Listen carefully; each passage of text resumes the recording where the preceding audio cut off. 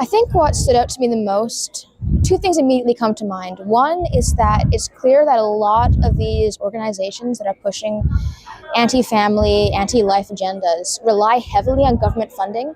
So with the US aid cuts and other similar cuts, they are panicking, trying to figure out how to get their funding to push their agenda, which just goes to show this is a top-down ideology that's being pushed on people and not the other way around.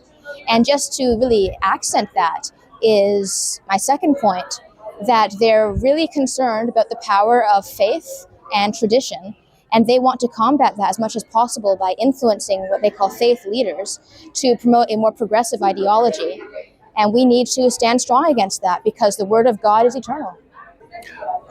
This first time I was here, I have nothing to compare it to, but what stood out to me and the highlight was that nothing like it was nothing unexpected. This is what I kind of expected the UN to be like. That everyone is radically in one direction, and we're there having a bit of common sense, plugging a bit of common sense into the discussion.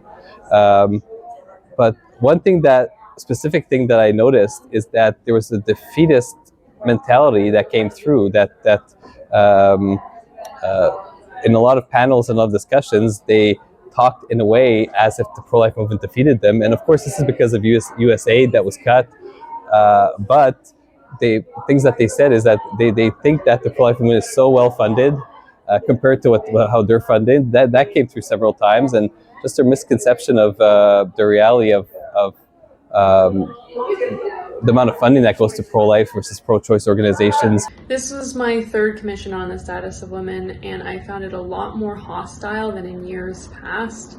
Last year when I asked thought-provoking questions, I was kind of treated like this annoying mosquito buzzing around, but this year they made it clear that they did not want us there, they did not want us asking questions, and they certainly didn't want to answer our questions. I think there was a lot of anger and frustration over international development, especially the withdrawal of foreign aid funding, and they directed that anger towards us. We were this anti-rights, anti-gender boogeyman in the room. Hi, my name is Annick. I'm from Quebec, and here are some of my impressions of the CSW, the Commission on the Status of Women at the United Nations. So what I saw there, it's not always good for women. It's more against women, especially when they talk about pro-choice and reproductive rights. That's complete nonsense. And during the week, I got more comfortable taking part of some discussions about that and asking questions to point out what they're truly saying. I also really liked going to pro-life and pro-family events. I realized that the UN's not only doing the promotion of killing unborn children, they also try to destroy the concept of families. And I think we should keep talking about that.